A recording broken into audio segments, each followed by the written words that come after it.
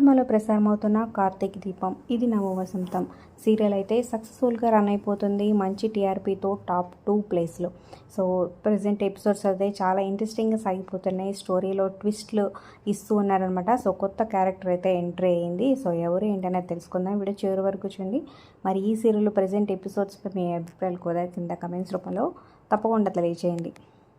అలాగే ఒక లైక్ చేసి మా ఛానల్ని ఎంకరేజ్ చేయడం మర్చిపోతూ మరిన్ని ఇంట్రెస్టింగ్ వీడియోస్ అప్డేట్స్ కోసం సబ్స్క్రైబ్ చేసుకుని పక్కనే ఉన్న బెల్ ఐకాన్ ప్రెస్ చేసి ఆల్ అనే నోటిఫికేషన్స్పై క్లిక్ చేయండి. ఇక ఈ సీరియల్లో పాపే మా జీవన జ్యోతి సీరియల్ ఫేమ్ కర్ణ ఈ సీరియల్లో కాశీగా మన ముందుకైతే వచ్చేసాడనమాట. రాబోతున్నాడు అప్కమింగ్ ఎపిసోడ్లో. జ్యోత్స్న యాక్సిడెంట్ చేసిన వ్యక్తే. సో ఫైనల్గా అయితే ట్విస్ట్ ఇచ్చాడనమాట. ఏంటంటే సో జ్యోత్స్న వాళ్ళ గ్రానీ కొడుకుని రీసెంట్గానే ఎపిసోడ్స్లో ఇంట్రడ్యూస్ చేశారు. రీసెంట్గానే వాళ్ళ అబ్బాయి ఎపిసోడ్స్ చూపిస్తూ జ్యోత్స్నతో డిస్కషన్లో డైలమాలో పడుతుందన్నమాట. సో ఏంటి ఎలా చెప్పాలి తనే మీ నాన్న అని.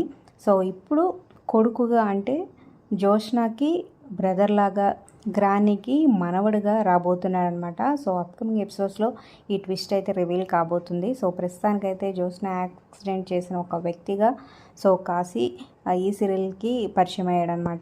సో మరి ఈ స్పెషల్ ట్విస్ట్ ఎలా అనిపించింది కింద కమెంట్స్ రూపంలో తప్పకుండా తెలియచేయండి.